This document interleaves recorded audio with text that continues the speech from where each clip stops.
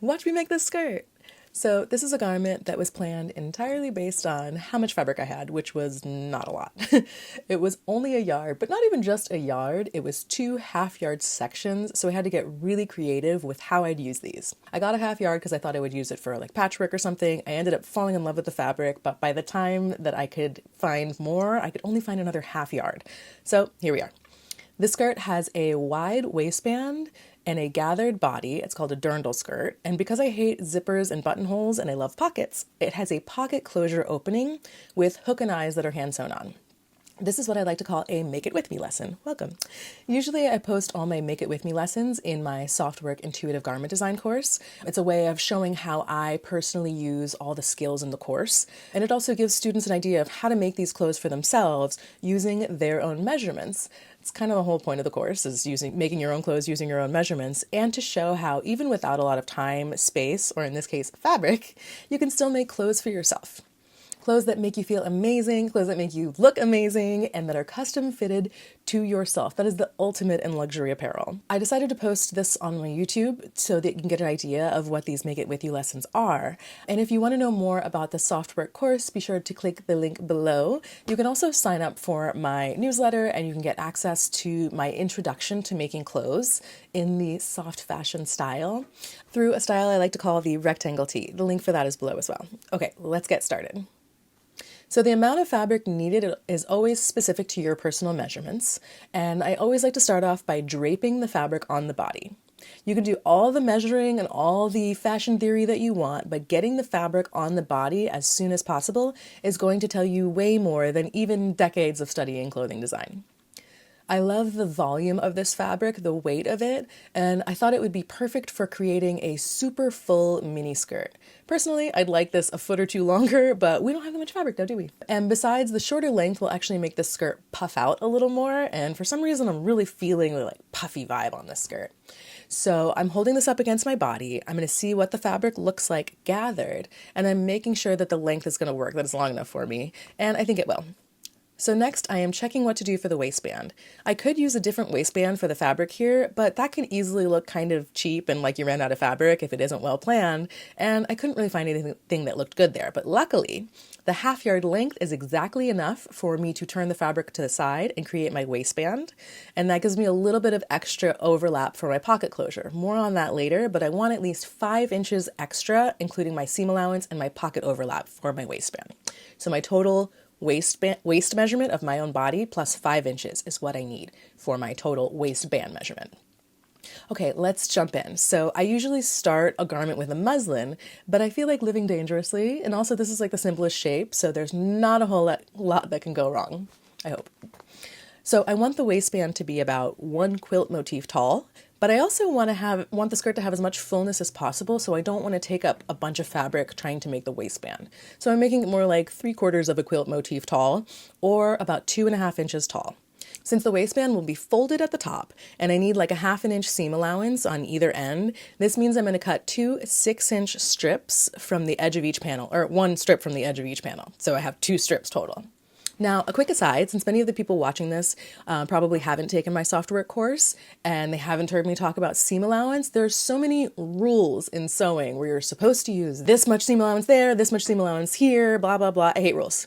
And while they do make sense if you were giving a garment to a seamstress in a professional setting, that's not what's going on in my studio. I'm the seamstress. I'm the one that's making the garment. And honestly, I like having extra seam allowance. Most patterns use like 3/8 of an inch seam allowance, and I honestly prefer using more like a 1/2 an inch. Why? Because this gives me a little extra wiggle room if I need to make alterations and make my garment a little bit bigger. And the truth is, you can always cut off seam allowance if you have too much. You can never add the fabric back on. So I like to live dangerously, but with a lot of insurance in my seam allowance.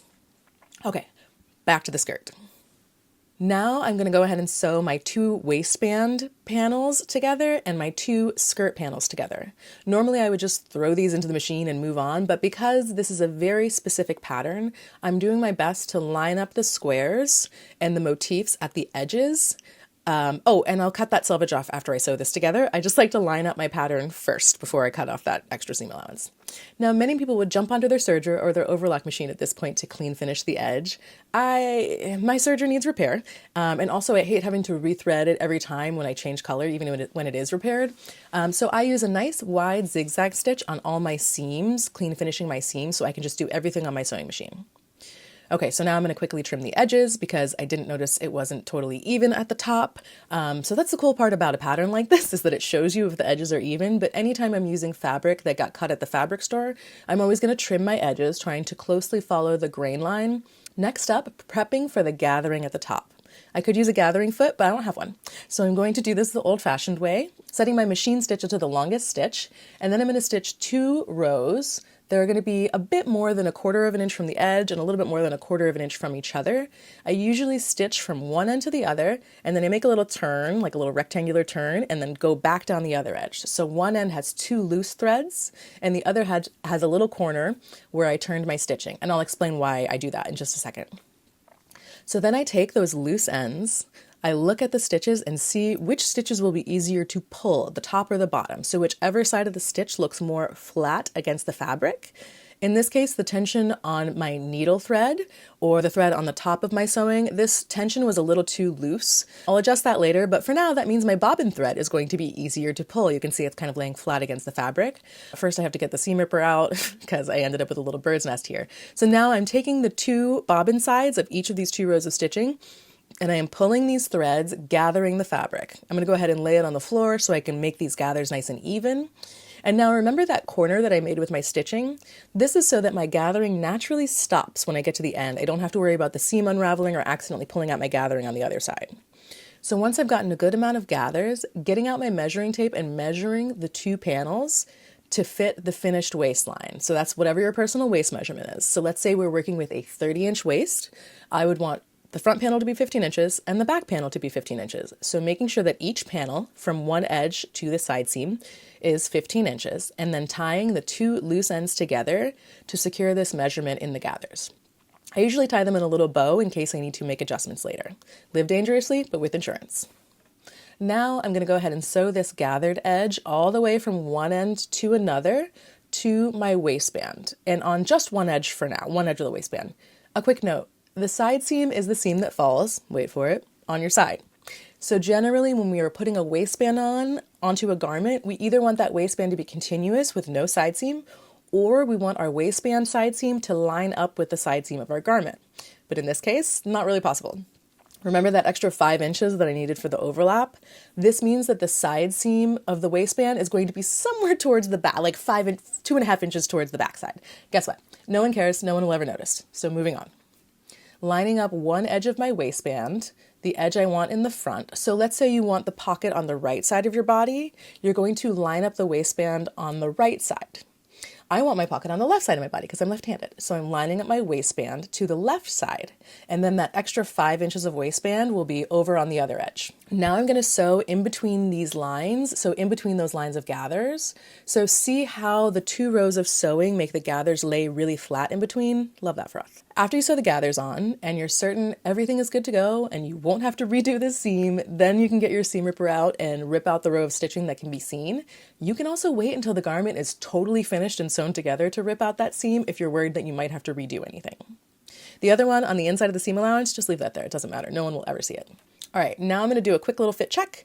My waistband is sewn on, but only to one edge of the waistband. I want to make sure this fits before I move on to putting the pocket in. So I'm wrapping this around my body, making sure the side seams of my skirt will meet one another, and making sure that waistband has that overlap of at least 4 inches. We're good to go. Now for my pocket closure. So since there's not much of this fabric, let's go through my process of picking another fabric for the pockets real quick. These are my 3 choices. This navy is perfect. The chambray is gorgeous, but it was a little too busy, and also the fabric is a little bit thick for pockets. This rust fabric is also a perfect match to the print, but you usually don't want a lighter colored pocket. You want the pocket to disappear. So this solid midnight navy is perfect for that. I'm only putting a pocket on one side because I'm lazy, so I'm going to cut out 2 pocket bags for the front and back of this pocket. Just a quick aside, if I was doing 2 pockets, I would have sewn in the other pocket when I was sewing that side seam, but I'm not. So if you're cutting out a printed fabric for the pocket bag, be sure you are cutting out 2 pieces that are mirrored. This is my pocket pattern I made using the instructions in my soft work course. I'm not going to go into how I did that, but you can also just copy a pocket bag from an existing garment if you want to. I have my little notch about 5 inches down from that top edge, so this will be left open so the skirt can easily be slipped over the hips. So I'm tracing the pattern, I'm marking my notch, I'm cutting everything out. Now let's sew this on. Your skirt should look like this: large gathered area, waistband at the top, and now we will line up the pockets at the 2 outer edges. In hindsight, I probably should have sewn the pockets on before the waistband, but it's honestly not that big of a deal and it won't be a problem. You'll just see me pushing seam allowances aside. Now let's get a little bit closer and start with the side with the overlap. I want to make sure that I'm sewing with my fabrics face to face. So if I was using a printed fabric, the print side would be facing down right now, and I would be looking at the back side of my fabric when I was sewing. Now I want to line up these edges, these outer edges. This is the part where I'm pushing the seam allowance out of the way. I want the top edge of the pocket to meet the top edge of the skirt panel. The top edge of the pocket will later be finished inside the waistband extension, so I want to make sure that there's that 1/2 inch above the seam where the waistband is sewn. I don't need to sew this edge of the pocket all the way to the top. Since that top edge is getting tucked into the next seam, I just need to sew from where the waistband is sewn, on, all the way to the bottom. I'm going to pin this to help me get there. Now for the other side, same thing, face to face with the prints, leaving a 1/2 inch above the waistband seam. But this one is going to be sewn a little bit differently. This half will eventually be folded back and sewn into the waistband. Doing this keeps the pocket always facing the front. That's why we had to choose our left or our right side earlier. So sewing that to the edge from the waistband seam, leaving that little 1/2 inch seam allowance free at the top, stitching all the way down to the bottom edge of the pocket. Another little aside, at this point I should have clean finished the edges of the seam after I sewed them, the same area just from the top to the bottom of the bag with my little zigzag stitch, and I always forget to do this step, but I will never forget to tell you that you need to do it. So after those 2 edges have gotten stitched and you've clean finished them, you want to do a top stitch. And what this top stitch does is it makes the seam as flat as possible, which keeps the pocket bag towards the inside so it doesn't poke out when you're wearing it. It just disappears into the night. So you can use an iron, you should probably use an iron, but I also just like using my nails and just finger pressing that open. You're going to do that on both pocket bags, and then we are going to stitch the pocket fabric. So on the blue fabric, just like a few threads away from the edge, top stitch that down. So now that I've top stitched both fabrics on the pockets, I'm laying my skirt out flat, print facing up, and I'm going to fold it in half on the side seam, laying the pocket bags over one another. I'm going to be leaving from the top to the notch open, and then I'm going to sew from the notch down the pocket bag, around the bottom and up to the side seam, coming just a hair past our previous seams. I'll highlight this for you in a minute, and then pivoting my stitch and going down the side seam to finish this. Now here I am at my machine, starting at my notch. Your 2 notches should be lining up, starting with a little back stitch as usual, curving around my pocket bottom, stopping to lift my presser foot and turn my fabric as I go if needed. And now I arrive at my previous line of sewing. I am coming up perpendicular to this. I am lifting my layers to check my pocket edges are still lining up. I am getting my pins out of my way so I don't sew over them. I'm sewing super slow. I'm zooming in my video so you can see what I mean. I've stitched just a hair past those previous pocket seams. I'm lifting my presser foot with my needle down. Always have your needle down when you're pivoting your fabric. I'm pivoting my fabric. I'm getting my hands in the way of my camera. I'm making it hard for you to see what I'm doing. I'm dropping my presser foot back down, and I am stitching the side seam all the way down to the hem now. And now you can see how I overlapped that edge, and when we look at that from the face of the fabric, we see that made the pocket bags all nice and neat on the inside of the fabric. This is the point where I go, crap, I forgot to clean finish that. So now I'm going to go ahead and clean finish the edge of the seam I just sewed from the notch all the way to the hem with a zigzag stitch. And then we will come back and baby hem this little inner pocket opening. So this inner pocket opening will honestly never be seen, so it doesn't need to be the neatest seam, but you do want it to have some strength. You do want it to be finished, because this is where you're going to be pulling the skirt on and off, so it'll get pulled out a lot. I just do a really quick, basic baby hem, folding back the edge twice and running it through the machine with a single needle. So at the machine, it looks like tuck, sew, back stitch at the end, and start on the other side from the top down. By the way, this sewing machine I don't love necessarily. I much prefer my vintage models, but the automatic thread cutter is a freaking dream, and that is why you'll rarely see me cutting my threads when I'm done sewing. Okay, back to the skirt. We want to finish sewing the waistband, and we're going to start with the edges. So we're going to make sure that the side with the extension is 1/2 inch longer than the finished edge of your pocket bag. You can trim this if you need to and fold the edges face to face. So fold the edges of the waistband face to face on this edge. Same thing with the other side, the front edge of the waistband, and which is a little more awkward because we've got all this seam allowance in the way, but just push your pocket seam allowance aside, push that down, and then you can actually just fold up the seam allowance at the front and make sure the seam allowance from earlier, the seam allowance that sewed the waistband onto the skirt, make sure that is also facing up. So all the seam allowance ends up hidden inside the waistband in the end. And then we're going to sew the waistband from the seam up to the top. Remember to leave the pocket out of this sewing. Now let's start pinning for our last seam. We are going to sew the waistband on. So turn your waistband edges so they are right side out and start to tuck your pocket bag in there. If your pocket bag is too long, longer than the waistband, honestly, I would just fold the extra in at the edge and sew it into the waistband. You'll be fine. Don't stress about it. This is creativity. It's not perfectionism. That's what we're practicing here. So yeah, just folding up your seam allowances, making sure that 1/2 inch or whatever seam allowance you're using, making sure that seam allowance of the pocket bag is going up into the waistband, pinning it down all the way along to overlap your seam allowance from earlier. Now that we're at the other side, our seam allowance is already so conveniently sewn up on this edge. Ignore that clean finished edge on the waistband. That was just some leftover, the zigzag. You don't need to do that. That was just leftover from something else. So I'm turning the waistband right side out and then tucking in the top edge of the pocket bag into this waistband, lining it up with the seam allowance of the skirt and pinning this before I go ahead and bring this to the machine. I'm always laying my garment as flat as possible when I'm pinning so that I know my waistband, I know that it will be as flat on the surface of the table, so I know I'll be sewing it super straight. All right, woohoo! My waistband is sewn, my overlap is working, I sewed it together right, so now I can start planning my hooks and eyes. So these are hooks and eyes that were left over from a company I used to work for. And they're just so sweet. They're vintage looking. So at first I thought it might be that I might want them to be visible on the front. But honestly, I don't want anything to detract from this print. Not even a super cute vintage hook and eye. So here I'm just looking at different options of how to lay it out for how I want them to be. Ultimately, I decided that I didn't want them to be seen at all, so they're going to be our little secret. So I do think that 3 will be perfect, and I do want a tiny little bit of them poking out. Now it's time to start marking their positioning. So I'm starting with the top one, marking with apparently a Crayola marker. Really though, I love the Crayola Ultra washable markers because they generally completely disappear when you wash them out, and they don't cost $6 each like most fabric marking pens. So I'm marking where the holes will be. I'm laying all three eyes out. I got the top, I got the bottom, and I'm using the print to line them up vertically. And now the middle one, I'm just doing a bit of quick measuring to make sure that it's centered between the top and bottom. At this point, I'm remembering how much I hate using inches to measure small areas that would be better suited for centimeters. And now I get to sew these on. I'll then hook the hooks onto the eyes to help me find the proper positioning of the front part. So I like to sew my hooks and eyes and buttons with embroidery floss. I tie a knot and then I squeeze up through a seam to hide this giant knot, and I make sure that the angle of the eye is going out. These hooks and eyes have a sort of curved eye to make it easier to catch the hook. So I'm stitching down each eye with like 3 or 4 stitches.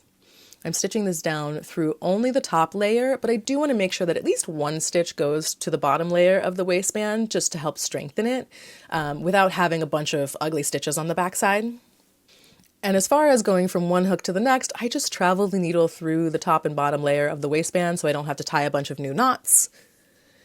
So now I'm putting the hooks onto the eyes that are sewn on. I'm overlapping the top waistband as much as I need. I'm seeing how I want that positioned and what distance from the end of the waistband I need to sew the hooks at.